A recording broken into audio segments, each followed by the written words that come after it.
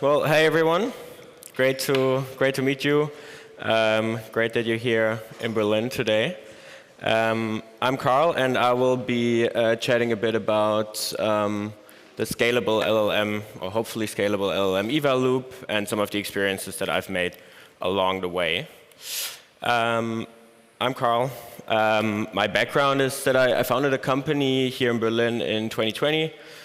We pivoted into LLMs, AI in 2021, so quite early, maybe a bit too early. There was still a lot of Mechanical Turk work involved for me. We joined forces with Slack/Salesforce in 2024, and now I'm leading AI quality and trust at Slack right now. So this covers all topics from feedback and agent tracing, so getting really good user signal, to our eval frameworks and experimentation tooling, and also our guardrails. Feel free to grab me after if you have any questions, or also enjoy chatting about any of these topics. Nice. Let's try and do some early morning crowd work here. So I'll have a few questions. Feel free to put up your hand if it applies to you, and keep it up until one of the questions doesn't apply to you anymore. Does that make sense? Cool. So have you ever shipped an LLM-powered feature to production? Cool, that's quite a lot. Nice, keep them up. Did you ever have to roll back a change because something behaved unexpectedly? Okay, a few. Have you ever had major commitment issues with an experiment and let it just linger in production? Do you measure your quality in production with online evals, not just vibes and user complaints? A few more again, that's good. And then do you feel genuinely confident in your end-to-end eval system today? Nice, that's a few. I would love to chat with you later. Cool. Basically what this brief talk will focus on is that shipping LLM features with confidence is obviously not a one-time act, as you all know. It's a continuous loop of offline experiments, online validation, and ideally annotation-driven eval tuning that will evolve, especially as your prompts evolve, your tools and capabilities and product surfaces. The goal that we're at least working towards is a quality system that really forces decisions. So having clear signal, ideally as early as possible in dev, to then of course in prod, so that you can really conclude experiments confidently rather than having them linger, and make sure that every deployment is really backed by evidence and not only instinct. Instinct is of course also still important in this non-deterministic world. Cool, so this is the overall loop that we're going to go through. We'll hopefully add some color to each of these steps. Cool. So the first step that I consider to be very important is to actually build the muscle of creating some example data sets of what good actually looks like. I think this is something I've seen teams struggle with a lot, to actually sit down and write a few input-output examples, which in the end, for generating evals, helps so much. Of course, you can also just look at your prod prompt and generate eval criteria based off of that. But just writing a few examples really forces the feature team to tell you, hey, this is what we care about, and making these implicit quality requirements actually explicit. This, of course, becomes increasingly complex for agentic interactions, and that I'm sure most of us are working on. But I think it's still crucial to try and really build a simple list of examples that you can start from. This, of course, is also not just a one-off and then you're good, but you always have to go back to these examples, which should be triggered by any major changes that you're making to your product. Would it be the prompt update, or adding new tools or agentic capabilities, additional input surfaces, so maybe different contexts that you're letting the agent pull in, or even just a model upgrade or provider switch. Once you have these examples, you can then move on to actually defining evals that will give you signal. Of course, we have two major types of evals, programmatic ones and LLM as a judge ones.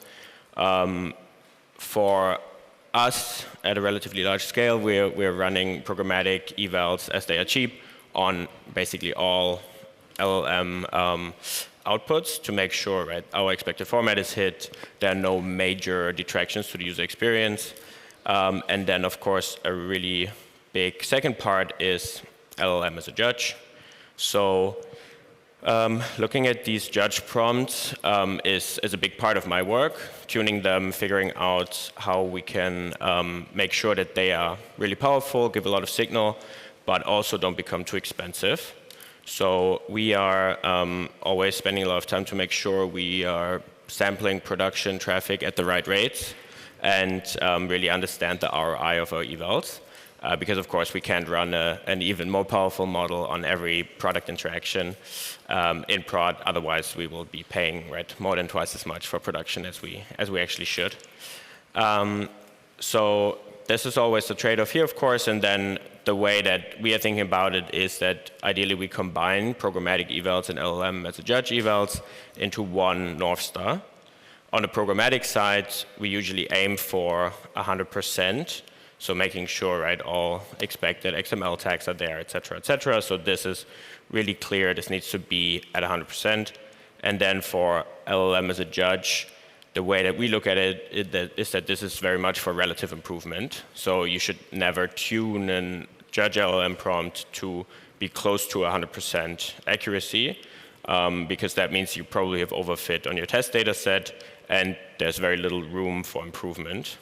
What we've seen a lot in production is that also once you, for instance, upgrade your judge LLM to a newer model, you will already often see like a reset in the baseline that you can see for this eval, essentially making it a very relative measure where you shouldn't worry so much about is it 60% or is it 70%, but how does it look relative to another model or to my previous prompt. Cool. Then on to one of the major problems is, of course, the underlying data problem. So the biggest issue that we have faced again and again is that you have a really big data gap in dev. And of course, if your data in dev is very limited or very stale, then you always have to merge to prod before you can get any valuable signal. So what we've been investing into, and what I think is in general quite important, is to make sure you get as valuable prod mirrored data into dev as possible, because we've also tried a lot of synthetic data, which can have its own problems as well. So trying to figure out how you can get really good prod data, or at least something that gets very close to prod data into dev, has been a really big game changer for us to get signal much earlier so that we can run the same data sets, the same evals already in dev, and don't have to merge to prod to test things. Of course, data sets are always trailing behind the real world interactions that your users have with your AI. So obviously updating your test sets and also making sure that they work not just in prod but also in dev is a big issue. And then lastly, of course, also coverage ROI of evals is a big thing, right? Making sure your evals work in dev as well as they do in prod, and making sure that you run your evals on 100% of dev traffic, whereas obviously in prod you would run it on a much smaller percentage to make sure your costs don't spiral out of control. Cool. Once we have, at least to some extent, figured out our examples and evals and data sets, we are moving to offline experimentation. So the way that we've been approaching this is, offline evals are definitely the first line of defense. They're very controlled, they're somewhat reproducible, and comparatively cheap. So the way that we're thinking about it is that you have to build a couple of different types of data sets. So you will have to build some test data sets around specific quality issues that you want to tackle, which lets you run experiments, right? One model versus the other, one prompt versus the other. You should ideally also have verified data sets. So very simple core capabilities of your agent or LLM-powered feature, where you have a defined correct answer, and being able to run that as a regression test. And then as a third type, we're also looking at benchmark data sets. These are more data sets of the sort of most ambitious tasks that you can give to our agent, and figuring out, hey, are we actually getting better towards having a high success rate at these more complicated tasks. Basically, once you have some good data sets to run on, you of course want to make sure you have your really high signal evals in place, both on the LLM as a judge and the programmatic side. Running these already in dev, of course, is perfect so that you can then translate looking into the same evals once you go to an offline experiment in prod and then to an online experiment in prod. Basically, making sure that this signal carries on. One way that we've been working a lot with this is that previously we had more of an interface.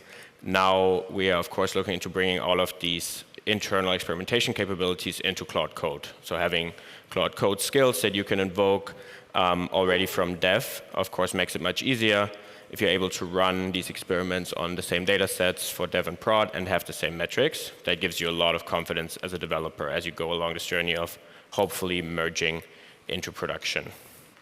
Of course, this is also the whole goal is to catch regressions early, right? You run on these data sets, you will have your metrics that will hopefully very, very fast tell you, hey, compared to my current prod config, I'm not moving in the right direction, or I am significantly moving in the right direction. And then, of course, you always have to refresh these data sets and the approach you run there.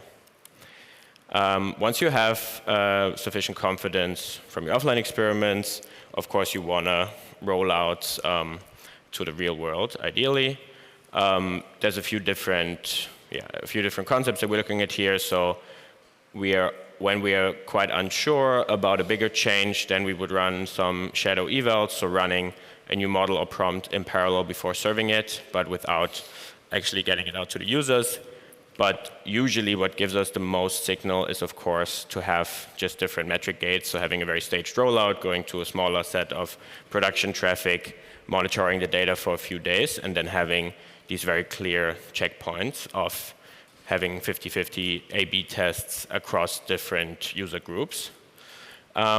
One important thing here in terms of multi-level instrumentation is that as your system grows more agentic, you usually don't have a single top-level quality score that really tells your specific team that is working on a new surface or a new tool for an agent whether they are achieving their goal. So the way that we look at it is that you have evals at a thread or conversation level, taking an agentic interaction as an example. You would have evals at an individual response level. Then you would have evals at the tool invocation level to look at, of course, tool input and output. And then the next level would be to go into sub-tools and individual sub-agents that are being spun up by these tools. So there's a lot of different dimensions to look at, and to make sure that you cover all of these and give signal to all of the different teams working on different parts of the agent. And then, of course, we are always trying to make sure that we monitor feedback very closely and understand what are maybe bits of the unhappy path that we actually don't cover with our metrics right now, and that might not be displayed well. So the main challenge is, of course, online evals are very noisy. You're going to have a lot of evals at some point, a lot of programmatic ones, a lot of LLMs and judge ones. So you need some good volume, but mostly a stable metric definition, and of course just enough confidence in your eval to really trust that signal.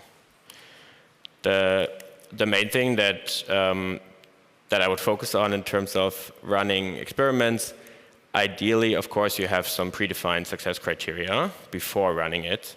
I think that this sounds more complicated than it is. I think what's important is to just say, hey, we don't want to regress on these core metrics, and we want to make a significant dent on the one specific metric that we are trying to tackle in this experiment. That's usually enough if you're tackling a specific quality issue. But if you're just like changing the prompt in general or moving to a new model, then it is also relatively straightforward, right? You just need to have a good instrumentation to understand, are we significantly regressing on any of the areas that we really care about? So in the end, you should, of course, always have a clear timeline in which you can decide to either ship it or kill it or have a very clear reason to extend it. As, of course, experiments that linger without a real verdict are, in the end, becoming technical debt. And building this decision log of why you ended up going to prod with something because of your evals or why you went back to previous iteration helps a lot in building confidence into your system. Cool. And yeah, attached to this building confidence in the system, what I consider very, very important is actually proving the signal that your evals give in production.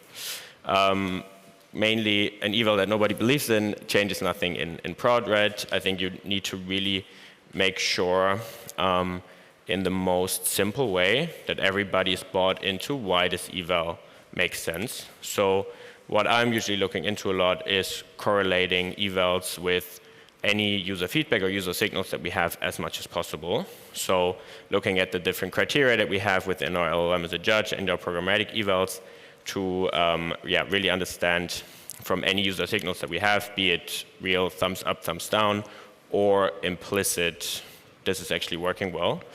And then on top of that, what we're doing to get even more signal is to run in product surveys and then also getting annotations internally. Of course, you can get external teams on that. I think also something that is really important to internally build a muscle on so that everybody interacts with your data and understands what is actually our shared definition of what is a good output. And then, of course, I think it's very important to shout about that correlation and make sure that folks understand why this eval really reflects a good product experience. But of course, also being transparent about gaps, right? If your eval only runs for maybe 5% of prod traffic to make sure it has good ROI, then that's important that people understand that. Cool. So this basically gives us this whole scalable LLM eval loop of always, once you change something or building a new feature, to go back to writing a few examples or using your prod prompt to create evals, both programmatic and LLM as a judge. Then looking at, okay, do I need to update my dev data? Do I need to update my data sets to actually cover these new capabilities? Running offline experiments, ideally just via Claude Code in dev. But then, of course, also once you go to prod on fixed data sets, going to online experiments, having very clear stage gates of when to roll out and when to decide whether to kill it or to ship it. And then, of course, rinsing and repeating, which ideally should give you richer data sets and sharper judge prompts and faster decisions. So I think what's important here is that it's not about having a perfect eval system that's 100% correlated with user signals, but really making sure that people trust the direction of the signals that they're getting and really forcing a decision much faster so that you don't have a lot of experiments where folks are unsure and you don't know what to do next, but making sure you can decide quickly, hey, let's kill this, let's go back to the drawing board, and making sure there's not that big of a divergence of what your users internally can see in terms of experiments and what your production users are actually experiencing. Cool. So this basically already summarizes the three main takeaways, going back to creating examples every time something major changes, proving the signal before you scale, so really creating trusted metrics through correlation with user signals and very transparent communication, and then always be committing to either kill it or explicitly extend an experiment, or ideally, of course, ship it to prod. Cool. That was me. Thank you so much.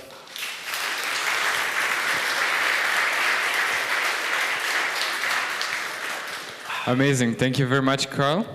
We have time for one question, if anybody has one question. Otherwise, we'll just go straight to coffee break.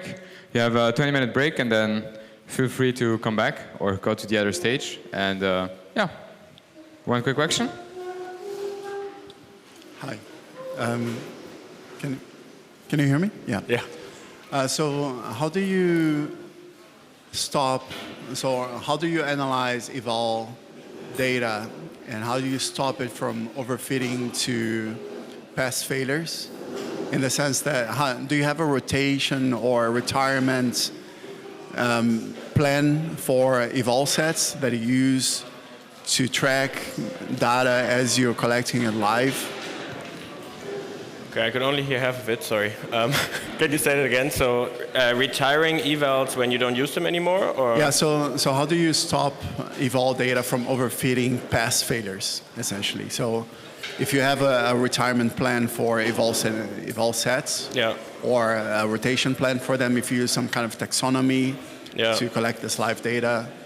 Yeah, great question. So we are often reassessing the evals that we have in prod based on the correlation data that we can see, right? So if we are over time looking at correlation between user feedback and our evals, we'll usually see we have a big quality problem and we're tracking it with quite high prod sampling, and then the correlation goes down as we have tackled that user problem, right? Let's say dates are being misconfigured in the output, right? Then we focus a lot on tracking that, and then ideally we'll see, right, like negative feedback around that go down, and then also the correlation of the eval with feedback, because it won't be a big driver of negative sentiment anymore, and then we will retire it.